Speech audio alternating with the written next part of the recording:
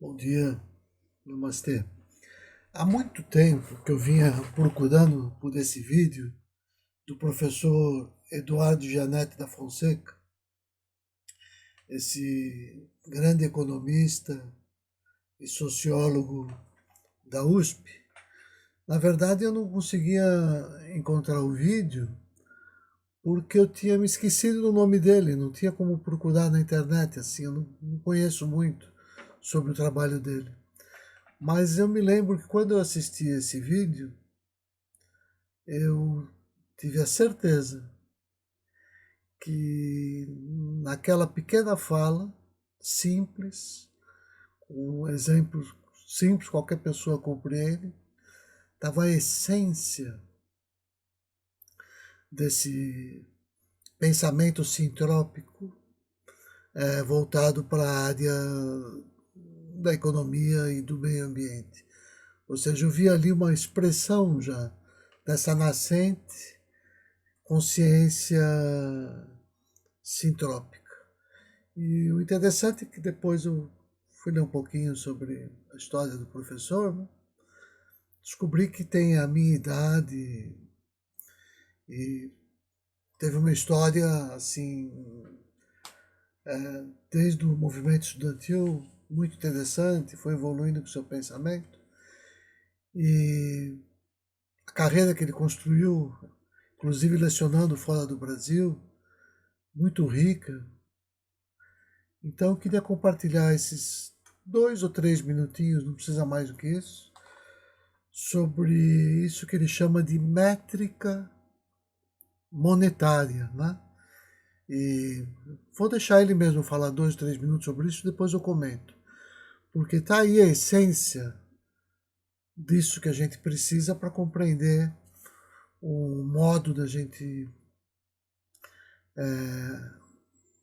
procurar, assim, nesse novo milênio, né? Encontrar as soluções para todos esses desafios que parecem insolúveis nesse momento. Essa ideia de que você mede o sucesso de uma nação pela métrica monetária é um equívoco monstruoso. Você ranquear, você ordenar as nações, as mais bem-sucedidas são aquelas que têm a maior renda per capita, o maior PIB per capita. Isso é um equívoco monstruoso. Se você está num país ou numa comunidade em que tem água potável de graça, isso é como o ar que nós estamos respirando. Não entra no sistema de preços, não entra no PIB. Aí você polui todas as fontes de água potável. Você passa a ter que trabalhar mais um pouquinho para comprar a água que foi purificada, que foi engarrafada, que foi distribuída. O que vai acontecer com o PIB? Vai aumentar. Vai aumentar. Você empobreceu, você piorou a vida e o PIB aumentou. Se você mora perto do seu local de trabalho, que é um privilégio, vai a pé, é como o ar que nós estamos respirando. Não conta, não existe, zero. Se você mora longe do seu local de trabalho, pega um carro, pega uma condução, fica encalacrado 3 horas no trânsito, queima combustível, usa equipamento, fica nervoso, o que acontece com o PIB? Aumenta.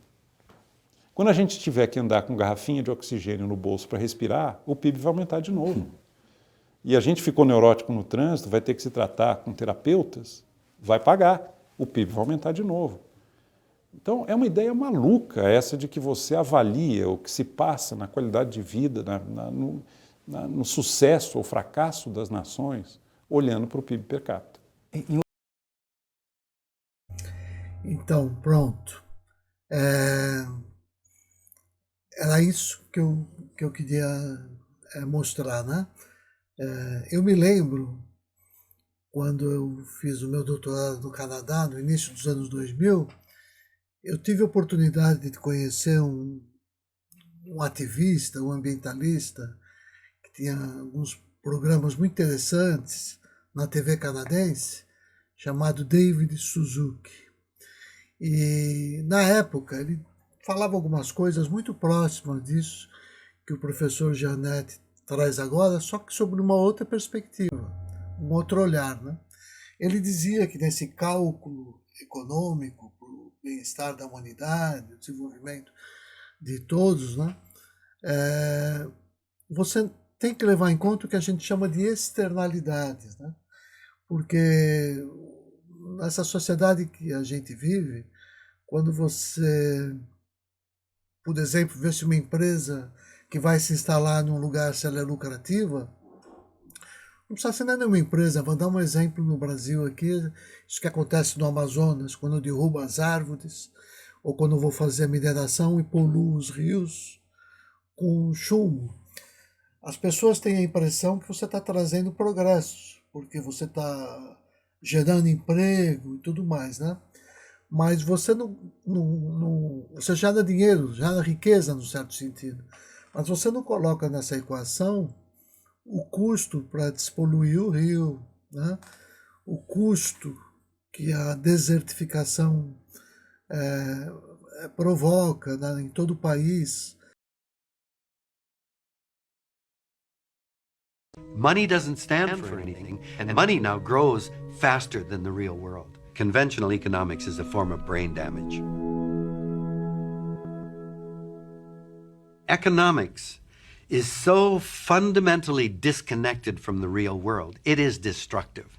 If you take an introductory course in economics, the professor in the first lecture will show a slide of the economy. And it looks very impressive, you know, raw materials, extraction, process, manufacture, wholesale, retail, with arrows going back and forth. And they try to impress you because they think, they know damn well, economics is not a science, but they're trying to fool us into thinking that it's a real science. It's not. Economics is a set of values that they then try to use mathematical equations and all that stuff and pretend that it's a science. But if you ask the economist, in that equation, where do you put the ozone layer? Where do you put the deep underground aquifers of fossil water? Where do you put topsoil or biodiversity? Their answer is, oh, those are externalities. Well, then you might as well be on Mars. That economy is not based in anything like the real world. It's life, the web of life that filters water in the hydrologic cycle. It's microorganisms in the soil that create the soil that we can grow our food in. Nature performs all kinds of services. Insects fertilize all of the flowering plants. These services are vital to the health of the planet. Economists call these externalities. That's nuts. E era isso que eu queria falar com esse pequeno vídeo sobre esse olhar sintrópico, né, sobre a realidade, que faz com que a gente desenvolva essa consciência sintrópica e que nas diversas culturas cada um tem uma partezinha, né, desse olhar que a gente compõe como se fosse um mosaico. E aqui no caso do Brasil, obviamente, os povos nativos, né, as nações do Brasil, ela já tinha um pouco desse compromisso com a floresta, com a preservação da floresta, um olhar do sagrado das águas, do sagrado das árvores, do sagrado dos animais, né? Que é algo que a gente perdeu com essa lógica do lucro e equivocada, porque essa métrica, por desconsiderar as externalidades, né, leva a esses absurdos que o professor Gianetti magistralmente colocou nesse exemplo, e eu, por isso, resolvi fazer uso dele aqui.